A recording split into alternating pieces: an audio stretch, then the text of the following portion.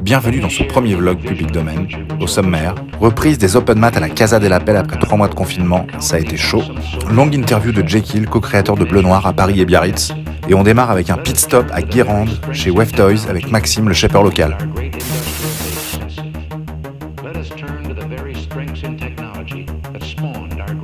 Salut, moi je m'appelle Maxime, j'ai 25 ans, je suis shaper à Guérande depuis 1 an et demi maintenant à mon compte. J'ai commencé à shaper ma première planche il y a 5 ans dans le garage de mes grands-parents. J'ai créé Wave Toys il y a 3 ans et j'ai ouvert l'atelier par la suite il y a maintenant 1 an et demi. Je répare et je shape des planches là à mon compte depuis l'ouverture de l'atelier.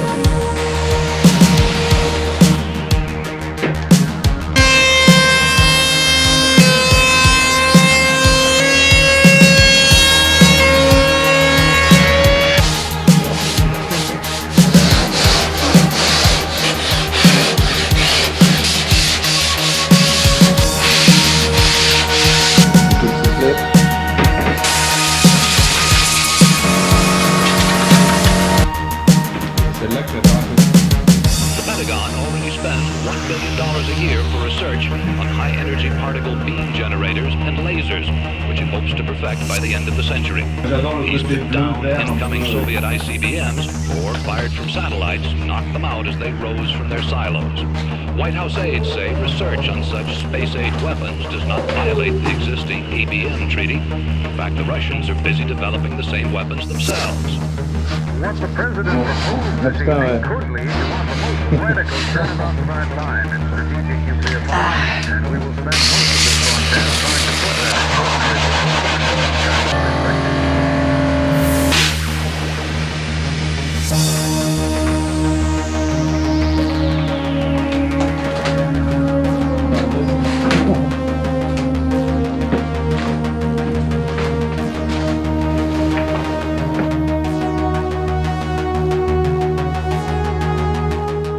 Ça me bloque après quand il y a la caméra. Elle n'est pas là, elle n'est pas là. Je sais pas s'il faut que je regarde là ou... Non, tu peux me regarder, tu peux me regarder moi, ouais.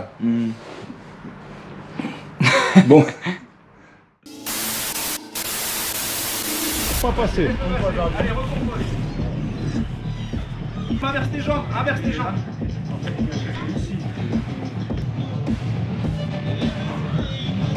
Sans la dépression. Oh là, la les gars, ils ont mangé du bœuf dès le matin. Ils sont là, ils sont en train d'arracher les jambes comme pas possible. Tout pour passer la garde. Non.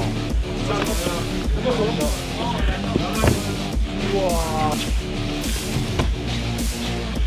Stop. La reprise. Elle est dure. Ouais.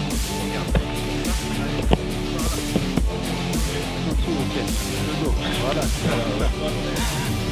Tu descends le bras droit.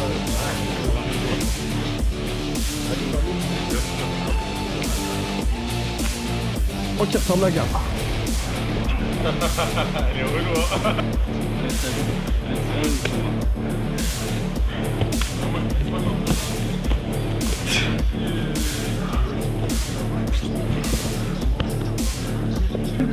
Prochain entraînement, franchement c'était cool, merci.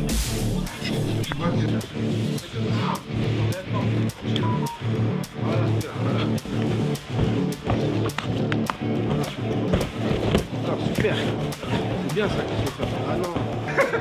J'étais mal. Alors enfin ou pas?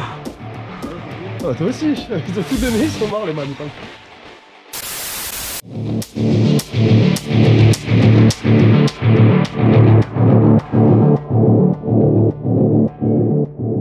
Salut, je m'appelle Jekyll, je suis tatoueur, artiste peintre et j'ai ouvert le salon de tatouage Bleu Noir avec mon associé Vinom il y a de ça 10 ans.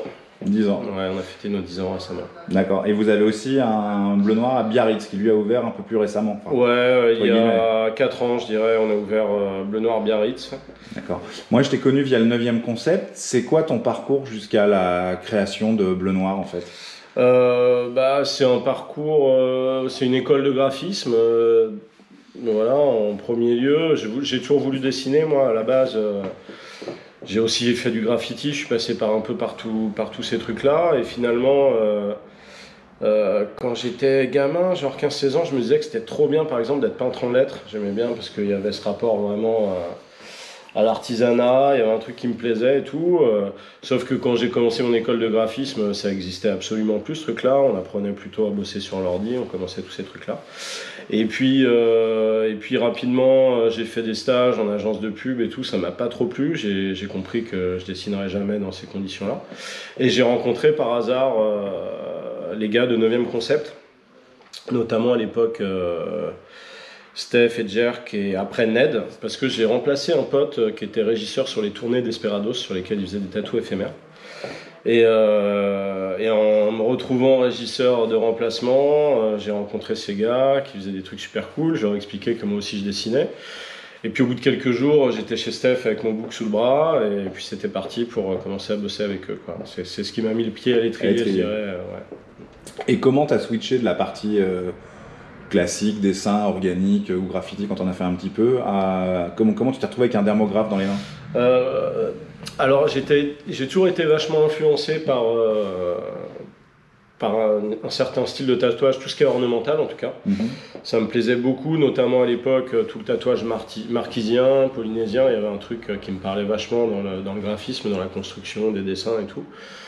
Dans comment ça occupait le corps et tout. Et puis, et après avoir rencontré 9e, Jerk 45 à l'époque était déjà hyper tatoué. Et j'ai fait donc avec eux des tatouages éphémères et ça m'a donné envie vraiment de éventuellement passer à l'acte pour de vrai. Et à l'époque, il m'a présenté son tatoueur qui était à Paris et qui m'a donné les premiers conseils pour attaquer, quoi. D'accord. C'est un peu tout ça. Voilà. Souvent, quand les artistes déjà installés passent d'un univers qu'ils connaissent déjà au tatou, ils se mettent principalement, ou en tout cas ils commencent à tatouer des choses très classiques, ce qu'on peut retrouver dans les books de Flash et compagnie. Toi, tu as gardé ton univers à l'identique par rapport à ce que tu faisais en termes de dessin avant. Ouais, alors moi, il n'y avait pas de différence pour moi entre... Enfin, si, il y en a des différences, mais je voulais pas développer un style spécifiquement lié au tatou, quoi. Et mon univers et mon dessin, c'était justement de tout mélanger. Et du coup, quand j'ai commencé à tatouer et qu'on me demandait des trucs d'inspi japonaise, je les mélangeais avec du custom américain. J'ai toujours tout mélangé pour essayer de faire un truc singulier, en fait. C'était mon idée, tu vois, de faire un truc reconnaissable.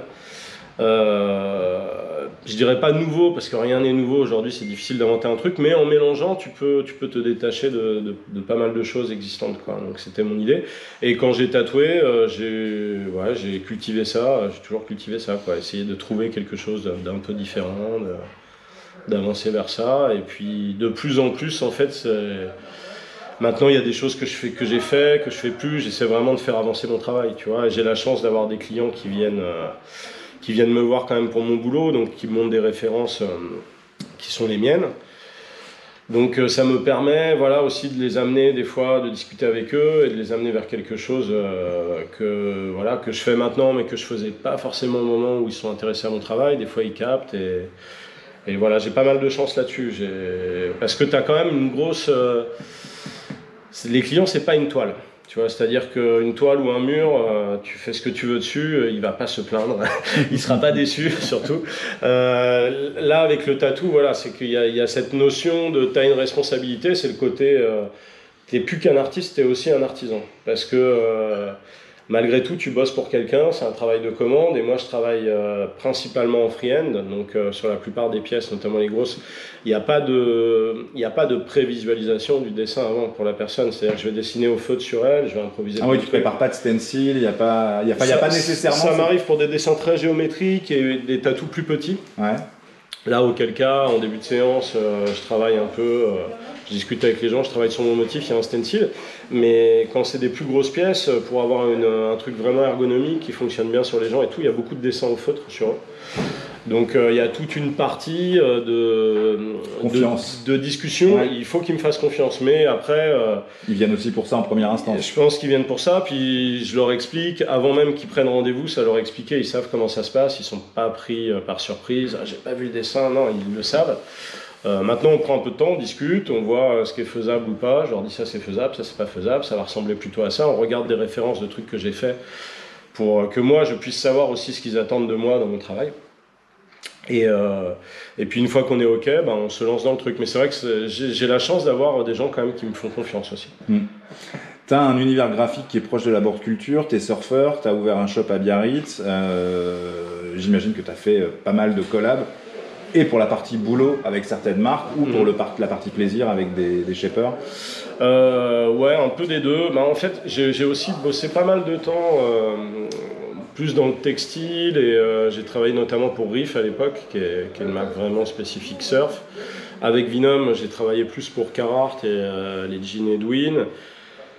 Donc ouais, les marques, on a fait pas mal de choses avec les marques au fil du temps. Et puis là, notamment, c'est vrai que ces dernières années, je me suis plutôt concentré avec des artisans, des shapers en fait, qui vivent dans la même région que moi. Et comme je suis un passionné de surf et aussi de l'objet, des boards, voilà, j'essaie à chaque fois de collaborer avec eux, de faire deux planches peintes avec vraiment leur identité, leur shape, leur façon de glacer, etc.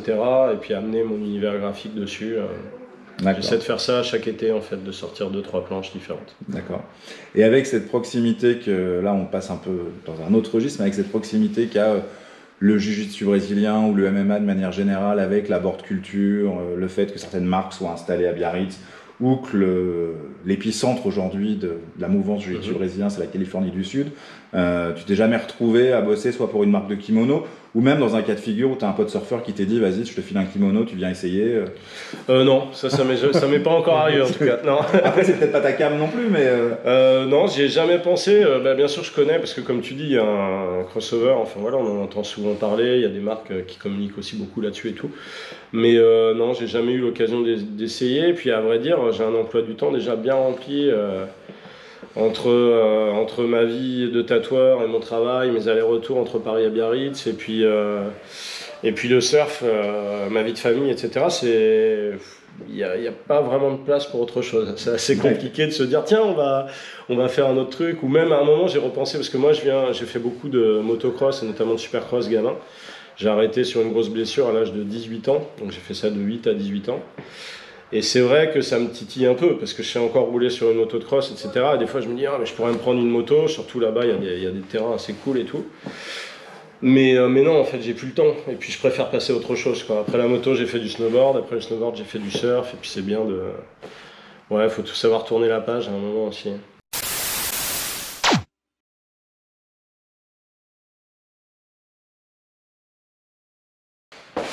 La marque Bosco, qui est une marque de Paris, là, qui est dans le 18e, proche des Abbesses. Et du coup, on a sorti une chemise all over, qui est assez cool.